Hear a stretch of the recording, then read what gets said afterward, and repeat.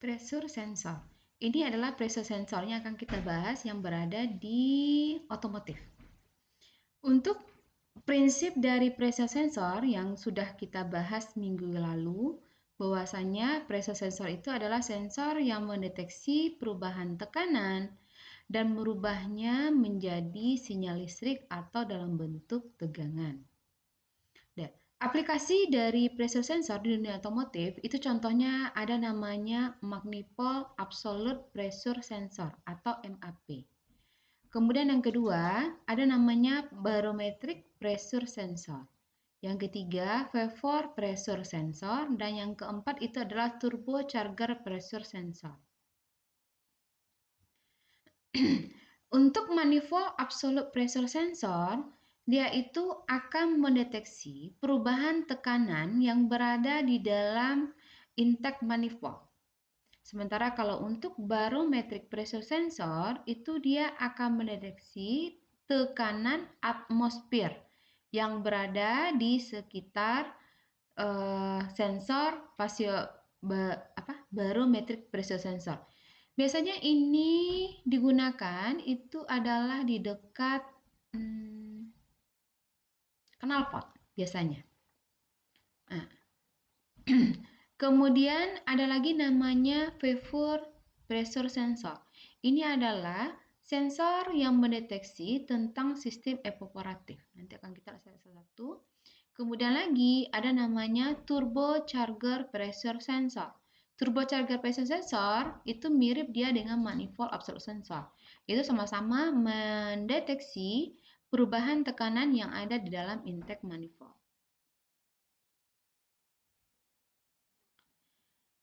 Di sini dikatakan bahwasanya pressure sensor itu dia akan mengukur tekanan dari intake manifold, tekanan atmosfer, tekanan vapor yang ada di dalam fuel tank. Berarti vapor ini adalah kelembaban ya, tekanan kelembaban yang ada di fuel tank. Jadi bisa jadi ini fungsinya ini adalah untuk melihat kadar kelembaban yang ada di dalam tangki. Coba dicari nanti ya. Oke, kemudian ini dijelaskan, walaupun lokasi dari masing-masing sensor ini berbeda-beda, tetapi dia itu akan mengukur hal yang sama. Artinya di sini adalah prinsip kerjanya sama. Jadi ini kalau Anda lihat, itu sama persis dia dengan Anda saat belajar potentiometric sensor yang ada yang ada TPS, yang ada APP. Atau saat Anda belajar temperatur sensor yang ada ECT, yang ada IAT, meskipun dia berbeda-beda tetapi menggunakan prinsip yang sama. Jadi yang untuk pressure sensor ini juga sama begitu, dia tidak ada berbeda. Oke. Ini kalau kita lihat prinsip dari pressure sensor yang ada, yang terpasang, sensor-sensor tekanan yang terpasang di otomotif, prinsipnya seperti ini. Ini ada namanya silicon chip. Jadi kalau tadi minggu kemarin kita sudah belajar tentang elemen piezoelektrik, nah kalau di otomotif elemen piezoelektrik itu namanya di sini adalah silicon chip. Kemudian ini ada chamber. Ini adalah daerah vakum chamber di sini. Jadi ini adalah daerah vakum. Nah, di sini kalau kita lihat, Anda lihat perubahannya, kan ada perubahan cekungan yang ada tanda panah, kemudian yang di silicon chipnya. Kalau dia tekanannya tinggi, maka silicon chipnya ini itu dia akan mendorong mendorong silicon chipnya itu untuk tertarik semakin ke atas karena dia tertekan. Jadi dia tertekan di sini yang awalnya berarti di sini dia pemasangannya ini seperti apa ini? Pemasangannya adalah horizontal ya. Jadi yang awalnya dia agak lurus, kemudian pada saat kita berikan tekanan, maka nanti dia akan mengembung atau akan mencekung dia ke bagian atasnya. Jadi perubahan cekungan dari sebelum ditekan dengan sesudah ditekan dibagi dengan cekungan maksimumnya nanti. Nah, dikali dengan itu adalah faktor dari strain gauge-nya. Kalau kita lihat rumusnya. Kemudian kalau yang untuk low pressure, ini kelihatan cekungannya hanya sedikit saja. Artinya piezoelektrik atau silicon chip-nya yang ditekan itu sangat sedikit. karena tekanannya lemah. Jadi artinya di sini apa? Semakin besar semakin besar tekanan yang kita berikan, maka silikon chipnya ini perubahannya juga akan semakin besar. Kalau dia akan semakin besar, maka tegangan outputnya yang dihasilkan juga akan semakin besar. Oke.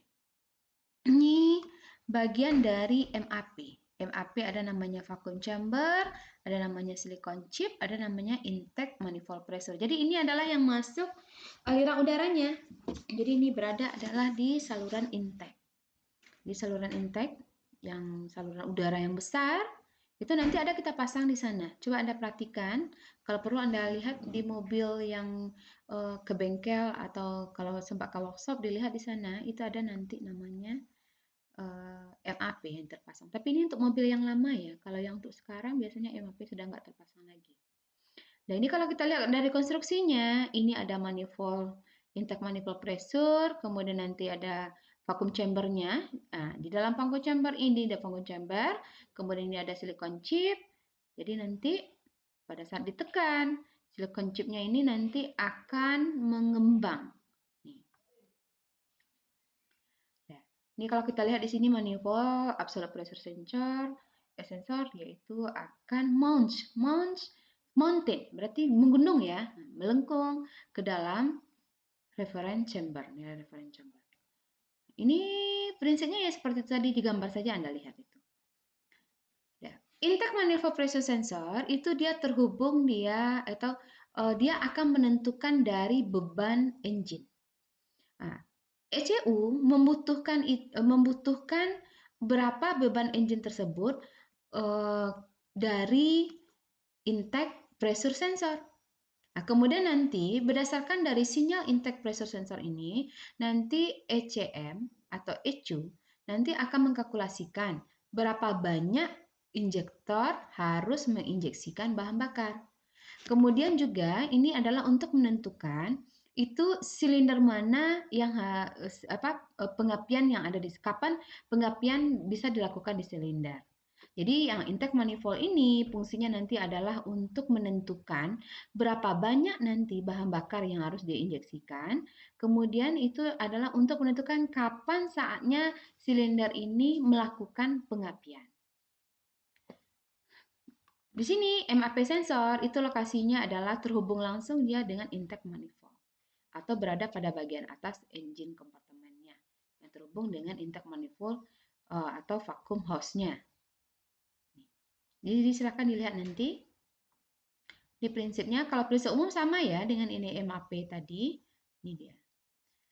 Ini kalau kita lihat karakteristiknya, ini kenapa mulainya dari 20? 20 karena pada saat putaran idle di sini, yaitu yang saluran katup throttle dia akan membuka. Kalau throttle membuka, artinya ada tekanan yang masuk dari udara, ada udara yang menekan dari silicon chip tadi. Makanya dia terbuka. Jadi ini mirip dengan apa juga ya? Dengan TPS. TPS kan tidak mulai dari nol juga. Ya karena prinsipnya apa tadi? Ya karena TPS itu katup TPS-nya dia membuka sedikit pada saat dia posisinya idle. Dan ini juga terhubung dengan MAP. Kalau katup throttle-nya terbuka, otomatis nanti di dalam saluran connecting dari udaranya, pasti dia akan mendapat tekanan dari udara luar. Karena udara dalam masuk ke dalam vakum. Nah, kemudian nanti dia menekan dari silikon chip. Ada silikon chip ini nanti diubah dia menjadi output berupa tegangan. Tegangan itulah yang nanti akan dibaca oleh ECM. Dan dari tegangan output dari pressure sensor atau dari MAP itu ECM bisa memastikan oh ini kondisi mesinnya ini dalam keadaan idle. Kalau dia keadaan idle maka injeksi bahan bakarnya adalah sekian. Kemudian kalau dia setengah pembukaan setengah katup sekian. Kalau dia maksimum pembukaannya adalah sekian. Jadi pada prinsipnya semua sensor yang ada di otomotif kalau dia sensor utama selalu dia berprinsip kalau tidak fungsinya adalah menentukan berapa banyaknya injeksi bahan bakar, kemudian menentukan kapan saatnya terjadi pengapian supaya dia tidak terjadi pengapian awal dan pengapiannya yang terlambat atau terlalu cepat. Nah, kemudian adalah untuk menurunkan emisi gas buang. Intinya di sini, semua sensor utama yang ada di otomotif itu fungsinya adalah untuk menciptakan perbandingan antara bahan bakar dengan udara itu adalah dalam campuran stokiometri. Tujuannya apa? Tujuannya adalah untuk membersihkan hasil pembuangan limbah bahan bakar yang ramah lingkungan. Jadi ke sana perginya. Terus ini adalah rangkaian dalam dari MAP. Ini MAP ada IC di sini, integrated circuit-nya, atau yang saya sebut juga namanya adalah main control dari MAP-nya. Jadi ini beda dengan ECM. Ini adalah khusus kontrol dari MAP-nya. Untuk MAP dia terdiri, kalau di sini kita lihat itu ada 3 terminal. Yang pertama adalah terminal VC, itu tegangan sumber dari MAP. Kemudian yang kedua itu adalah PIM. PIM ini adalah pressure indikator magnifier. Jadi ini adalah output dari pressure indikator magnifier. Apakah selalu namanya PIM? Tidak. Jadi tergantung dari pabrikannya yang produksinya. Kalau untuk Toyota kebetulan dinamakan di sini adalah PIM atau sinyal PIM atau output dari pressure sensor. Jadi kalau ini mau mudah cukup disebut dengan output pressure sensor. Kemudian ini adalah masanya. Jadi persis sama persis dengan potensio ya. Satu kaki satunya adalah untuk Untuk sumber tegangan positif, kemudian yang kaki tiganya itu adalah untuk negatif, sementara kaki duanya itu adalah sebagai outputnya PIM. Apakah selalu kaki satu positif? Kaki dua negatif dan kaki tiga output? Tidak selalu, bahkan ada yang berpindah tempatnya. Makanya masing-masing Anda sebelum memasang selalu saya ingatkan untuk mencek datasheet-nya terlebih dahulu. Oke, kemudian ini bagaimana caranya kita mendiagnosis dari MAP, sensor, itu bisa.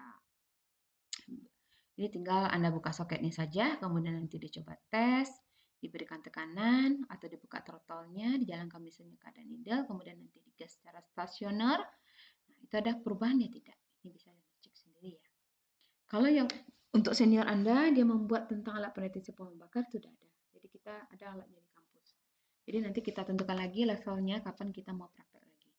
Tapi yang pasti setelah mid lah ya, karena kebetulan saya minggu ini agak-agak terlalu sibuk begitu. Kemudian ada lagi namanya di sini itu, ini barometric pressure sensor. Barometric pressure sensor itu sama gambarnya dengan MAP, gambar prinsip dari kerja sensornya. Cuma deteksi di sini adalah tentang pressure barometriknya atau tekanan atmosfer. Jadi pada prinsipnya dia sama. Nah, tekanan atmosfer ini kalau kita lihat di sini di sea level. Sea level di sini ini adalah tekanan di daerah sekitar lautan itu justru jauh lebih tinggi dibandingkan dia dengan high altitude. Jadi dibandingkan dia itu tekanannya adalah kita dengan kita yang di daratan. Jadi kalau misalkan Anda pergi, kita buatlah sama-sama yang tanah ini sebagai titik nolnya. Kemudian Anda pergi ke laut, kemudian yang satu lagi pergi ke gunung. Jadi nanti kita lihat ininya. Kalau kita dibuat dia garis sejajar ya antara gunung dengan lautnya. Jadi tanahnya menjadi titik nolnya. Atau kalau kita bawakan ke provinsi itu adalah titik W-nya, titik nol. Ya. Kalau Anda mendaki ke ketinggian atau istilahnya bukit atau gunung, ketinggiannya misalkan itu adalah 1000 berapa itu ya, mdpl ya, mdpl. Kemudian Anda pergi juga ke dalam laut yang tekanannya juga sebesar itu.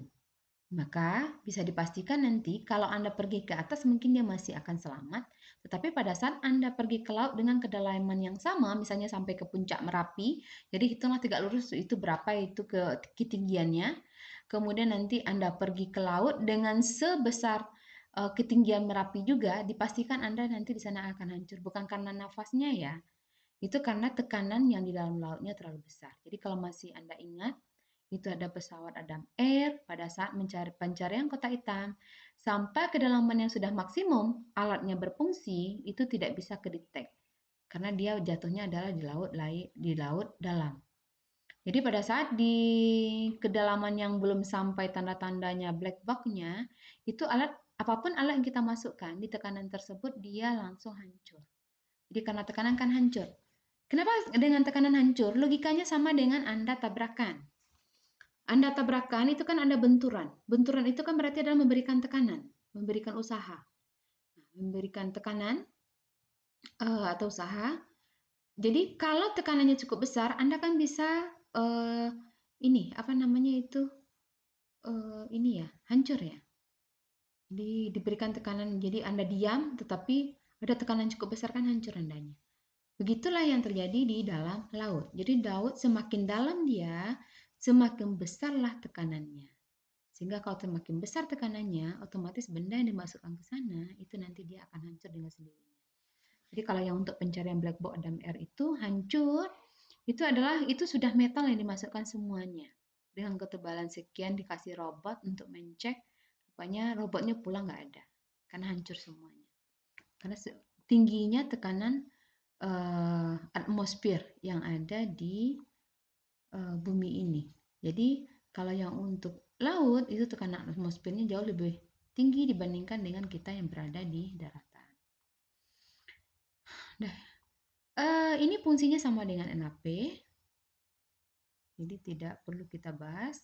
Ini kalau mau Anda lihat nanti pada saat ini ya, pada saat sensor oksigen itu ada di sana adalah membandingkan antara tekanan atmosfer dengan tekanan yang ada di dalam suhu yang di atmosfer, tapi ya suhu yang ada di atmosfer dengan suhu yang ada di dalam knalpot. Oke, kita masuk kepada turbocharger. Turbocharging atau ini adalah sensor yang untuk mendeteksi posisi turbo. Biasanya ini adanya di mesin-mesin diesel ya. Mobil yang menggunakan mesin diesel seperti apa namanya itu Pajero, kemudian mobil-mobil yang masuk ke lokasi tambang itu karena dia butuh daya yang besar, karena medannya besar, bahkan medannya lumpur yang sering ya kalau pergi ke hutan. Nah itu kalau seandainya dia tidak menggunakan turbo charging, itu untuk dia bergerak dari terbenam itu nanti susah. Makanya menggunakan turbo charging. Jadi ini adalah untuk meningkatkan daya. Dan di sini ada sensornya. Kalau tidak, ECM-nya tidak bisa mendeteksi. Ini tekanannya tekanan normal biasa saja, artinya tekanan dari APP-nya, dari sensor APP-nya tidak terlalu besar begitu. Jadi, kalau yang turbocharging, kalau yang untuk di mobil eksternal yang pernah saya lihat itu ada di dekat gigi yang mau kita pindah-pindah itu, ada tombol yang bisa kita on off kan. Jadi kalau kita on kan, maka turbochargingnya hidup sehingga mobil ini melaju dengan pesat. Jadi pada saat kita ingin memotong sebuah truk, kemudian dari daerah berlawanan juga lawannya sudah nampak, sementara kita perlu kepepet mau masuk ke dalam nggak bisa, itu kita hidupkan turbocharging itu langsung kecepatannya meningkat jauh sekali. Tapi ini jangan dicoba-coba ya. Jadi artinya kalau mentang-mentang punya turbocharging, kemudian semua mobil dipotong jalannya sehingga nanti Anda kecelakaan. Jadi itu tidak boleh. Ini hanya pada saat urgent saja. Oke, ini kalau kita lihat juga prinsipnya sama. Artinya semakin besar tekanan yang kita berikan, maka nanti outputnya, ini output tegangan yang sebelah ini ya, sebelah kiri, maka tegangan outputnya nanti juga akan besar atau mendekati 5 volt. Atau biasanya adalah 4,7 volt. Ini adalah KPA atau PSI atau EMG INT. Jadi ini ada 13 KPA, kilogram Pascal, 100 kg Pascal, 200 kg Pascal, tegangannya sekian. Apakah selalu seperti ini tegangan kelokan? Tidak. Dia tergantung kepada tipe sensornya. Jadi silakan dicari saja. Kemudian ini ada namanya vapor sensor. Ini adalah untuk ini mengukur tekanan dari vapor. Ya, di dalam ini adalah mengatur emisi kontrol sistem dari emisi evaporator sistem. Jadi ini kalau kita lihat ini dia dekat kepada AC ya, kepada AC. Tapi tidak juga kepada AC. Kan di sini lokasinya ini ada fuel tank. Jadi vapor ini maksudnya kelembaban yang ada di fuel tank kali ya. Untuk pastinya silakan Anda coba searching ya. Karena saya juga kurang terlalu paham dengan otomotif, jadi masih tahap ini juga. Karena saya basicnya bukan otomotif.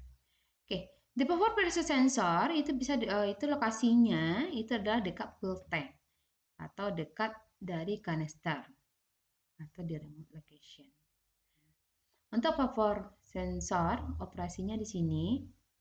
Ini kalau kita lihat ini ada chamber, ada silicon chip, kemudian ada chamber. Kemudian justru yang di sininya ada lagi diafragma. Jadi masuknya bukan dari, kalau tadi itu sensornya itu tekanannya kan masuk dari yang di bawahnya itu ya, yang panah bawah. Tapi kalau sekarang itu dia juga ada di atasnya. Ini. Jadi yang ini adalah tekanan kelembaban atau vapor pressure, sementara ini adalah tekanan atmosfernya. Jadi ini nanti akan dibandingkan. Jadi prinsip kerja dari vapor sensor itu dia agak berbeda. Kalau tadi kan hanya satu saja ya. Satu. Kalau ini dia digunakan dua. Jadi nanti itu adalah yang satu pakai silicon chip, yang satu lagi pakai diafragma, yang satu adalah mendeteksi perubahan dari vapor sensor, satu lagi adalah atmosfer sensor. Jadi nanti hasilnya nanti dibandingkan dia. Dibandingkan. Tetapi secara prinsip dia sama. Artinya semakin besar tekanan kita berikan, maka tegangan outputnya juga akan semakin besar. Dari grafik ini nampak. Ini adalah atmosphere pressure sensor dan ini adalah yang vapor pressure sensornya. Jadi kalau tidak dalam kasus tertentu pressure sensor itu bisa bertambah, tekanan dari pressure sensor itu akan bertambah seiring dengan bertambahnya tekanan atmosfer. Artinya di sini pressure sensor itu akan membaca dan mengkalibrasikan tekanan atmosfer. Contohnya ini di mana? Kalau ini di fuel tank ya, fuel tank katanya. Kalau saya mungkin seperti di knalpot, tapi mau pastinya Anda lihat saja. Oke. Kemudian ada lagi namanya, ini adalah pressure sensor, ini tipe-tipe vapor, single Martin, tipe A, tipe B. Nih, lanjut saja ya. Kemudian bagaimana konstruksi dari rangkaiannya? Konstruksi dari rangkaian dari vapor sensor itu dia juga punya 3 terminal. Jadi mirip dengan NAP. Satu sebagai sumber baterai 5 volt, kemudian satu lagi ada sebagai massa, dan yang tengah-tengahnya ini adalah output dari vapor sensornya. Terus kenapa pakai IC? IC karena vapor sensornya dia sudah merupakan sensor yang sudah diassembly, sehingga dia punya rangkaian kontrol tersendiri, atau disebut juga dengan IC kontrolnya. Jadi yang untuk vapor sensor. Tapi yang menjadi ECM ya tetap ini. Jadi semua sensor, output dari semua sensor itu dia akan terhubung ke ECM. Terutama adalah yang untuk semua sensor utama. Kalau yang aksesoris bisa jadi dia tidak. Tapi kalau yang untuk utama dia pasti. Oke. Kemudian ini adalah menceknya. Ini ada soal-soalnya. Jadi tugas Anda minggu ini itu adalah meringkas semua bahan yang ada. Terus Anda jawab soal-soal ini di buku catatan juga. Minggu ke-9 itu catatan dari minggu ke-5 ya sampai minggu 8 itu dikumpul. Minggu 9-nya belum. Oke. Selamat belajar dan selamat mengerjakan tugas-tugasnya. Kemudian siap-siap minggu ke-9 kita akan melakukan ujian UTS. Oke, Assalamualaikum warahmatullahi wabarakatuh.